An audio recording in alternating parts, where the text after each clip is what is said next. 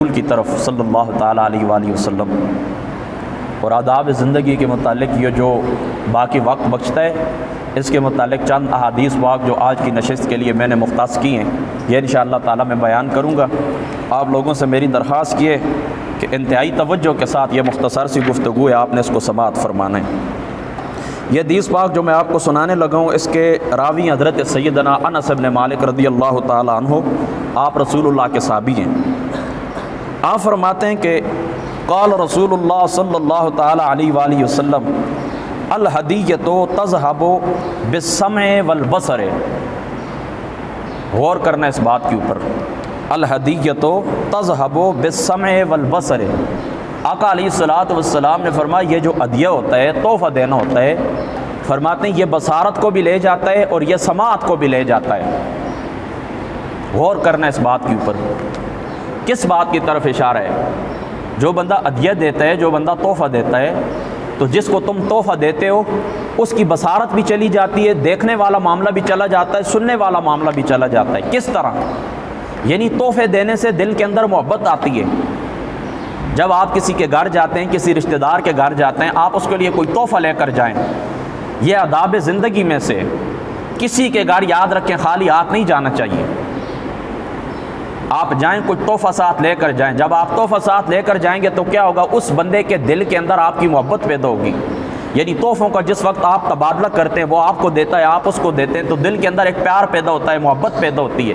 پھر کیا ہوتا ہے؟ آنکھ بند ہو جاتی ہے اور کان بہرے ہو جاتے ہیں۔ یعنی وہ بندہ آپ کی برائی دیکھتا بھی نہیں ہے، وہ بندہ آپ کی برائی سنتا بھی نہیں ہے۔ میری بات آپ سمجھ گئے؟ وہ بندہ جب آپ کے متعلق کوئی بندہ بری بات کرے گا وہ نہیں سنے گا، وہ کہے گا نہیں یار وہ بندہ ایسا ہے ہی نہیں۔ اور جب آپ کی ذات کے اندر اس بندے کو کوئی برائی نظر آئے گی وہ تب بھی آنکھ بند کر لے گا۔ آپ کی برائی اس کو برائی محسوس ہی نہیں ہوگی، آپ کی برائی کو وہ برائی سمجھے گا ہی نہیں، آپ کی برائی کو وہ ڈسکس نہیں کرے گا۔ آپ کے متعلق کوئی بندہ بری بات کرے گا وہ بات سنے گا ہی نہیں۔ تو یہ نفرتوں کا دور ہے، آپ لوگ اچھی طرح جانتے ہیں۔ آج ہماری جو زندگی ہے، زندگیوں کے اندر ہے کیا؟ اس بات کے اندر آپ بھی غور کریں۔ اس زندگی کے اندر کیا ہے؟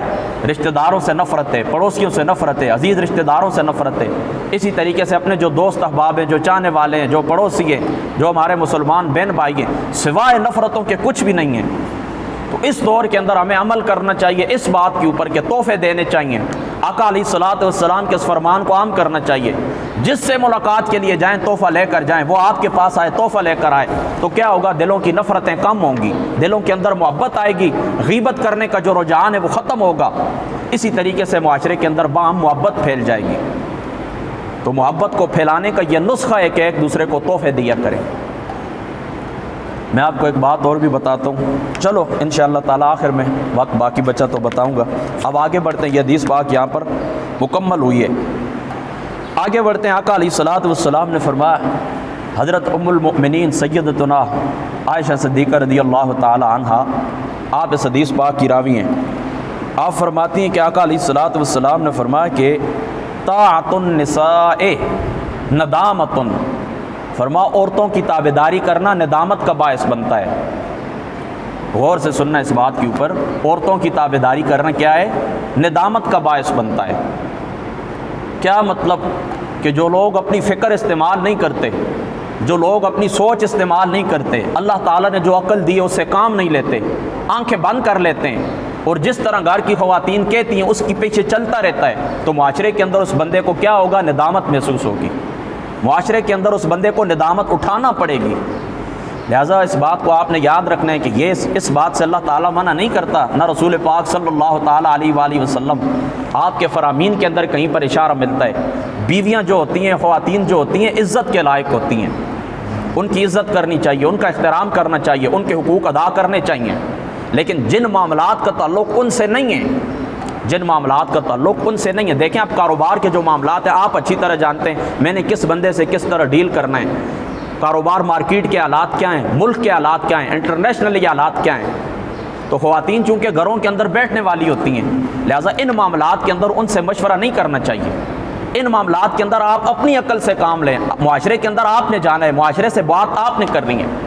ان کے لیے تو اللہ تعالیٰ کا حکم کیا ہے؟ ان کے وقرن فی بیوتکن، تم تو اپنے گھروں کے اندر بیٹھی رہو۔ لہذا گھر کے جو معاملات ہوتے ہیں، کھانا پکانا ہوتا ہے، گھرداری ہوتی ہے، سینا ہوتا ہے، کوئی بھی معاملات ہوتے ہیں، ان معاملات کے اندر ہمیشہ ان کی رائے کو ترجیح دینی چاہیے۔ لیکن باہر کے جو معاملات ہیں جن کا تعلق مردوں سے، جن معاملات کا تعلق معاملات سے، حدود اور قصاص کے معاملات ہیں، ان معاملات کے اندر خواتین سے کبھی بھی مشورہ نہیں کرنا چاہیے۔ اگر آپ اپنی آنکھیں بند کر لیں گے، اپنی عقل سے کام نہیں لیں گے اور ان سے مشورہ کریں گے اور ان کے مشورے کے اوپر باہر جا کر فیصلے کریں گے تو کیا ہوگا؟ آقا علیہ الصلوۃ والسلام نے فرمایا آپ کو ندامت اٹھانی پڑے گی، آپ کو شرمندگی اٹھانی پڑے گی۔ لہذا آداب زندگی میں سے یہ بھی ایک اہم بات ہے۔ دیکھیں نا، لوگ دو حدوں کے اوپر چلے جاتے ہیں، بعض اس طرح کے مطلقاً کسی بات کی خواتین کو اہمیت ہی نہیں دیتے، ان کو لونڈیاں سمجھتے ہیں، وہ بھی زیادتیاں کرتے ہیں، وہ بھی زیادتی کرتے ہیں، وہ بھی پکڑے جائیں گے، اللہ تعالیٰ کی بارگاہ کے اندر پکڑے جائیں گے، ان کا بھی حساب ہوگا۔ اور جو لوگ اس طرح کرتے ہیں کہ بالکل دوسری بات کے اوپر چلے جاتے ہیں کہ کوئی اپنی عقل سے کام کرتے ہی نہیں، اپنی سوچ سوچتے ہی نہیں ہیں، خواتین کی آنکھوں سے دیکھتے ہیں، ان کی زبان سے بولتے ہیں، تو ایسے لوگ بھی ایک ہاتھ کے اوپر چلے جاتے ہیں اور وہ بھی اپنے آپ کو ندامت کے اندر ڈالنے والے ہیں۔ لہٰذا دیکھیں، یہ دین جو اللہ تعالیٰ نے ہمیں عطا کیا، یہ درمیانہ دین ہے، اوسط دین ہے، دین اوسط ہے، درمیانہ دین اللہ پاک نے ہمیں عطا فرمایا۔ یہ پاک ہے افراد سے بھی تفرید سے بھی، نہ اس ہاتھ کے اوپر جائیں نہ اس ہاتھ کے اوپر آئیں، ان کے جو معاملات ہیں ان سے مشورہ کریں، آپ کے جو معاملات ہیں اپنے طور پر حل کریں۔ یہ اللہ تعالیٰ کا بتایا ہوا راستہ، یہ نبی پاک صلی اللہ تعالیٰ علیہ وآلہ وسلم آپ کے فرمان کی تشریح۔ اب آگے بڑھتے ہیں۔ حضرت سیدنا ابو ہریرہ رضی اللہ تعالیٰ عنہ، آپ اس حدیث پاک کے راوی ہیں، حضور علیہ الصلوۃ والسلام نے فرمایا السواک یزید الرجل فصاحۃ۔ حضور علیہ الصلوۃ والسلام نے فرمایا جو بندہ مسواک کرتا ہے، جو بندہ مسواک کرتا ہے، یہ بندے کی فصاحت کے اندر اضافہ کرتی ہے۔ یعنی مسواک کرنے کا جو اخروی فائدہ ہے اللہ تعالیٰ آخرت میں عطا کریں گے، یا سنت رسول کی جو تابعداری اس کا جو ثواب ہے وہ تو ہے ہی ہے، لیکن جو بندہ مسلسل مسواک کرتا ہے اس کا فائدہ کیا ہوتا ہے کہ بندے کی زبان فصیح ہو جاتی ہے، وہ بندہ بڑی اچھی گفتگو کرتا ہے، اس گفتگو کے اندر حکمت ہوتی ہے، حکمت بری گفتگو کرتا ہے، فصیح گفتگو کرتا ہے، بلیغ گفتگو کرتا ہے۔ اور صحیح ابن حبان یا پھر صحیح ابن خزیمہ کے اندر یہ روایت بھی موجود ہے کہ جو بندہ مسواک کر کے نماز ادا کرتا ہے اللہ تعالیٰ 70 نمازوں کا ثواب عطا فرماتے ہیں۔ یعنی دیکھیں نا، مسواک کے بغیر جو نماز پڑھی جاتی ہے اس کا جو ثواب ہے وہ ہے، لیکن ساتھ مسواک کریں اور نماز پڑھیں تو اللہ تعالیٰ اس کا 70 گنا ثواب آپ کو عطا فرمائے۔ لہٰذا کوشش یہ کرنی چاہیے کہ ایک مسواک رسول پاک صلی اللہ تعالیٰ علیہ وآلہ وسلم آپ کی سنت ہے، تو یہ آپ اپنے پاس رکھیں، اور جب بھی آپ وضو کریں، نماز پڑھنے کا ارادہ کریں، پھر وضو کریں تو کیا کرنا چاہیے؟ آپ کو مسواک استعمال کرنی چاہیے۔ آگے بڑھیے۔ نبی پاک صلی اللہ تعالیٰ علیہ وآلہ وسلم آپ نے فرمایا، اس حدیث پاک کے جو راوی ہیں یہ حضرت سیدنا عثمان غنی رضی اللہ تعالیٰ عنہ آپ ہیں۔ آپ فرماتے ہیں کہ آقا علیہ الصلوۃ والسلام نے فرمایا قبر، بلکہ چلو میں پہلے عبارت پڑھ دیتا ہوں، فرمایا القبر اول منزل من منازل الآخرت۔ حضور علیہ الصلوۃ والسلام نے فرمایا یہ جو قبر ہے فرمایا یہ آخرت کی منازل میں سے پہلی منزل ہے، لہذا اس کی تیاری کریں۔ آخرت کی منازل میں سے پہلی منزل کون سی ہے؟ یہ قبر ہے۔ حضرت سیدنا عثمان غنی رضی اللہ تعالیٰ عنہ، جامع ترمذی شریف کے اندر بھی آتا ہے اور مسند شہاب کے اندر بھی آتا ہے، کہ فرماتے ہیں کہ جب بھی قبر کی بات آتی ہے آپ قبر کے کنارے کے اوپر بیٹھتے تو رونا شروع کر دیتے، اور اس انداز میں روتے کہ آپ کی جو داڑھی مبارک ہے یہ تار ہو جاتی، اتنا روتے ہیں آپ کی داڑھی مبارک تار ہو جاتی۔ تو پوچھنے والوں نے پوچھا ہے کہ آپ قبر کے اوپر کیوں اتنا زیادہ روتے ہیں؟ یعنی باقی آخرت کا ذکر ہوتا ہے، باقی اللہ تعالیٰ کے جو معاملات بندے کے ساتھ ہوں گے عذاب وغیرہ کے، ان کا ذکر ہوتا ہے، تو آپ اتنا نہیں روتے، لیکن جب قبر کا ذکر ہوتا ہے یا قبر کے کنارے آپ بیٹھ جاتے ہیں تو کیا ہوتا ہے کہ آپ کی آنکھیں تار ہو جاتی ہیں، آپ کی داڑھی تار ہو جاتی ہے، آپ اتنا کثرت سے روتے ہیں، اس کی وجہ کیا ہے؟ فرمایا میں نے حضور علیہ الصلوۃ والسلام کی زبان سے سنا ہے، آپ کی زبان اقدس سے سنا ہے کہ یہ جو قبر ہوتی ہے یہ آخرت کی منازل میں سے پہلی منزل ہے، تو جو بندہ اس کے اندر پار ہو جائے وہ آخرت کے اندر بھی پار ہو جائے گا، اور جو اس جگہ کے اوپر پکڑا جائے گا وہ آخرت کے اندر بھی پکڑا جائے گا۔ اور دوستو میری بات یہ یاد رکھیں کہ قبر کے اندر جو امتحان ہوگا وہ عقیدے کا امتحان ہوگا، آخرت کے اندر آپ کے اعمال تولے جائیں گے۔ دیکھیں نا، آپ کے ذہن میں کبھی یہ سوال پیدا ہوتا ہوگا کہ دیکھیں قبر کے اندر بھی جب بندہ پکڑ جاتا ہے پھر عذاب ہوتا ہے، منکر نکیر آتے ہیں عذاب کرتے ہیں، پھر بندہ قبر سے اٹھے گا، قبر سے باہر نکلے گا، اللہ کی بارگاہ میں پیش ہوگا، آخرت کے اندر چلا جائے گا، میدان محشر کے اندر محشور ہوگا، پھر بھی اس کو سزا ہوگی؟ یہ کس طرح ہو سکتا ہے؟ یعنی گناہ میں نے ایک کیا ہے، سزا مجھے 2 مرتبہ مل رہی ہے، قبر کے اندر بھی آخرت کے اندر بھی۔ تو یہ بات تو انصاف سے بعید ہے، یعنی یہ تو انصاف نہیں ہے میں نے گناہ کیا ہے، قبر کے اندر بھی میں پکڑا جاؤں، پھر قبر کے بعد میں آخرت کے اندر بھی پکڑا جاؤں، یہ کیا ہے؟ تو یاد رکھو قبر کے اندر جو آپ کی آزمائش ہوگی یہ عقیدے کی آزمائش ہوگی۔ قبر کے اندر جو آپ کی آزمائش ہے یاد رکھو یہ عقیدے کی آزمائش ہے، اور آخرت کے اندر جو آپ کی آزمائش ہوگی وہ اعمال کی وجہ سے ہوگی، آپ کے اعمال تولے جائیں گے۔ جو آپ عمل کرتے تھے دنیا کے اندر، پڑوسیوں کو تکلیف دیتے ہیں، رشتہ داروں کو تکلیف دیتے ہیں، دوستوں کو تکلیف دیتے ہیں، اللہ کے حقوق ادا نہیں کرتے، بندوں کے حقوق ادا نہیں کرتے، ان کا حساب کتاب ہوگا قیامت کے اندر۔ قبر کے اندر جو آپ کی آزمائش ہے، جو سوال و جواب ہوں گے وہ آپ کے عقیدے کے متعلق ہوں گے۔ اور یاد رکھیں مسلمان کے لیے سوال یہ ہے کہ اس بات کو آپ نے خوب اچھی طرح یاد رکھنا ہے۔ یہ بات ضمنی طور پر میں عرض کر رہا ہوں، میرا موضوع نہیں ہے یہ، لیکن ضمنی طور پر چونکہ قبر کی بات آئی ہے میں بات آپ کو بتا دوں۔ قبر کے اندر مسلمان کے لیے فقط ایک سوال ہے، اور اس لیے بخاری مسلم کے اندر آتا بھی ایک ہی سوال ہے، قبر کے اندر ایک سوال ہوگا۔ باقی کتابوں کے اندر ہے، جامع ترمذی شریف کے اندر ہے، ابو داؤد شریف کے اندر ہے، سنن ابن ماجہ کے اندر ہے، مسند احمد کے اندر ہے، صحیح ابن خزیمہ کے اندر ہے، 3 سوال ہوں گے، لیکن بخاری اور مسلم کے اندر ایک ہی سوال ہے، قبر کے اندر ایک ہی سوال ہوگا، کیونکہ یہی ایک سوال ہے جس کے اوپر اللہ تعالیٰ نے تمہیں بخشنا ہے۔ پہلے 2 سوال ہوں گے فقط آپ کو چیک کرنے کے لیے۔ کیسے؟ دیکھیں نا، پہلا سوال کیا ہوگا قبر کے اندر؟ پہلا سوال ہوگا مر ربک کا، تیرا رب کون ہے؟ یہ سوال کس لیے ہوگا؟ یہ سوال اس لیے ہوگا، یاد رکھیں، تاکہ پتہ چلے کہ یہ بندہ کس مذہب کے ساتھ تعلق رکھتا ہے، یعنی اللہ تعالیٰ کی ذات کو مانتا ہے یا کسی بت کی عبادت کرنے والا ہے۔ دیکھیں نا، دنیا کے اندر 2 کمپنیاں ہیں، ایک یہود ایک انود، یعنی ہندو، اور دوسرے کون سے؟ عیسائی ہیں اور یہودی ہیں۔ عیسائی اور یہودی اللہ تعالیٰ کو مانتے ہیں، لیکن جو مشرک ہیں، ہندو ہیں، وہ بتوں کی عبادت کرتے ہیں۔ تو پہلا سوال ہوگا تمہیں چھانٹی کرنے کے لیے کہ پتہ چلے تمہارا اللہ کے وجود کے اوپر یقین ہے یا نہیں۔ اس لیے آپ کو کہا جائے گا مر ربک کا، آپ کا رب کون ہے؟ تو آپ کہیں گے ربی اللہ، میرا رب اللہ ہے۔ جب آپ کہیں گے میرا رب اللہ ہے، یہ بات ثابت ہوگی کہ یہ بندہ اللہ کو ماننے والا ہے۔ لیکن اب دیکھیں پھر بھی اللہ تعالیٰ نے آپ کو چھوڑا نہیں ہے۔ دیکھیں نا، آپ کہتے ہیں نا مر ربک کا، سوال ہوا مر ربک کا، آپ نے کہا ربی اللہ، نجات آپ کی پھر بھی نہیں ہوئی۔ ورنہ چاہیے تو یہ تھا، آپ کہتے ہیں میرا رب اللہ ہے تو آپ کو چھوڑ دیا جاتا، چلو جاؤ آزاد ہو تم۔ لیکن اس طرح نہیں ہے، کیونکہ پہلا سوال چیک کرنے کے لیے کہ تم کس ملت کے ساتھ تعلق رکھتے ہو۔ تو جب آپ نے کہا کہ ربی اللہ، میرا رب اللہ ہے، تو اب ثابت ہو گیا کہ یہ بندہ اللہ کو مانتا ہے، لہٰذا یہ ہندو نہیں ہے۔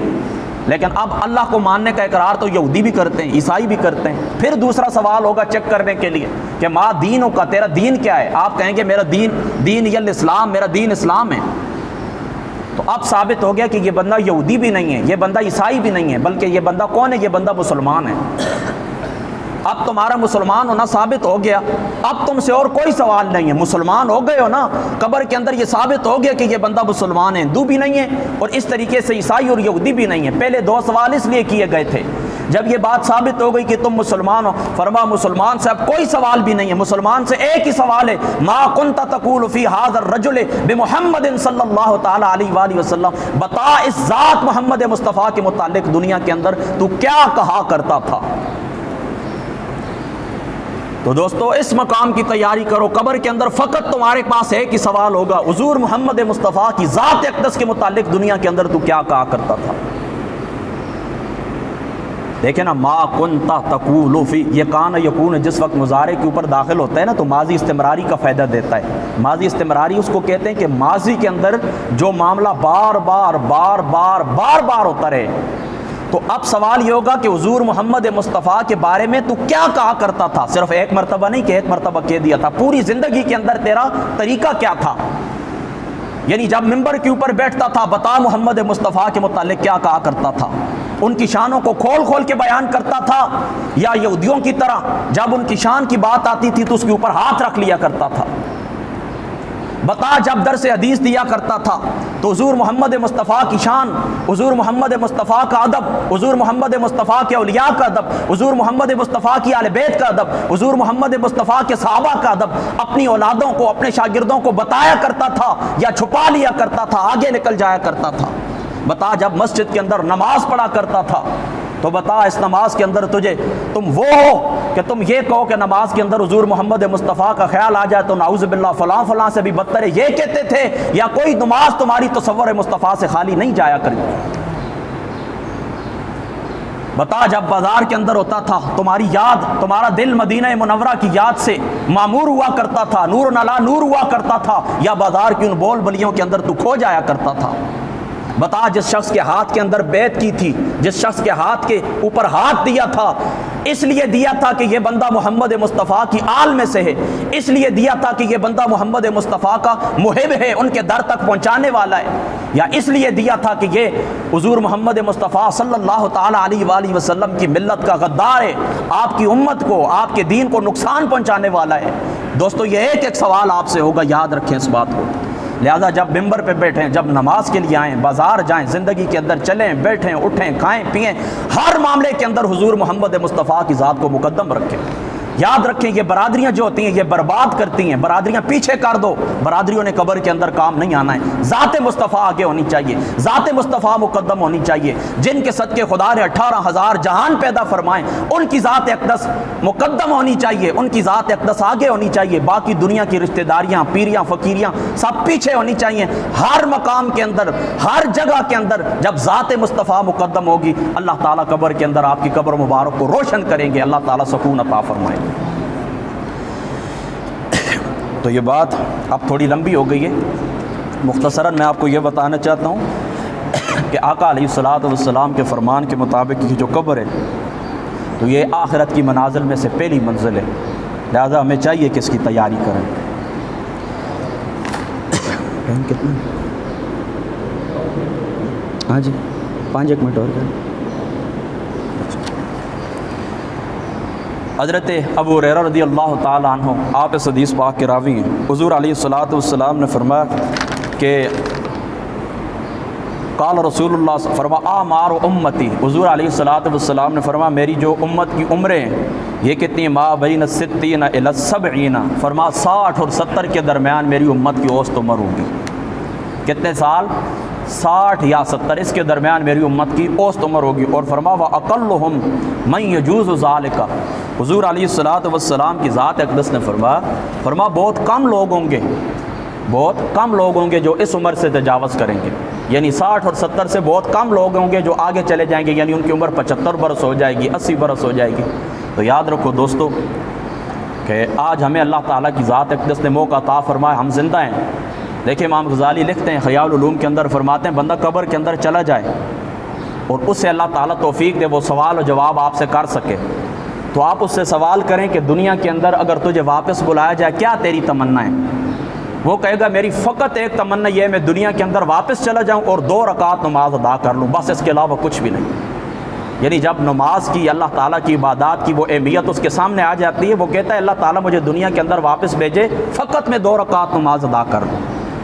تو اتنی مختصر زندگی اللہ تعالیٰ کی، دیکھیں پچھلی جو امتیں تھیں 60 اور 70 برس ان کی عمریں نہیں ہوا کرتی تھیں، بلکہ تاریخ کے اندر آتا ہے 400 سال بعد کہیں جا کر جنازہ اٹھے کرتے تھے، کوئی بندہ بیمار ہی نہیں ہوتا تھا، 100 سال تک کسی بیماری کا ہی پتہ نہیں چلتا تھا، لوگ اتنے صحت مند ہوا کرتے تھے۔ لیکن چونکہ ہم آخری امت ہیں، ہم آخری امت ہیں، ہمارے بعد کسی امت نے آنا نہیں ہے، ہم کون سے لوگ ہیں؟ ہم یعنی قیامت کی امت ہم لوگ ہیں۔ تو یہی کچھ اللہ تعالیٰ نے ہمیں عمر عطا فرمائی ہے۔ تو یاد رکھیں جو اللہ تعالیٰ نے سانسیں عطا کی ہے، ان سانسوں کو آپ نے استعمال کرنا ہے کس جگہ کے اوپر؟ دیکھیں حدیث پاک کے اندر آتا ہے کہ کل لوگ جنت کے اندر چلے جائیں گے، لیکن جنت کے اندر جا کر بھی وہ ندامت کریں گے کن لمحوں۔ دیکھیں اب جنت منزل تو مل گئی ہے، جنت ہی ہماری منزل تھی، جنت کے اندر ہم پہنچ گئے ہیں، لیکن پھر بھی وہ لوگ حسرت کریں گے، ندامت کریں گے۔ کس بات کے اوپر ندامت کریں گے؟ فرمایا جو لمحے دنیا کے اندر نہ یاد خدا کے اندر بسر ہوئے تھے، نہ اطاعت مصطفیٰ کے اندر بسر ہوئے تھے، ان لمحوں کے اوپر لوگ کیا کریں گے؟ ندامت کریں گے۔ اب آخری بات میں آپ لوگوں سے یہ کرنا چاہتا ہوں، دیکھیں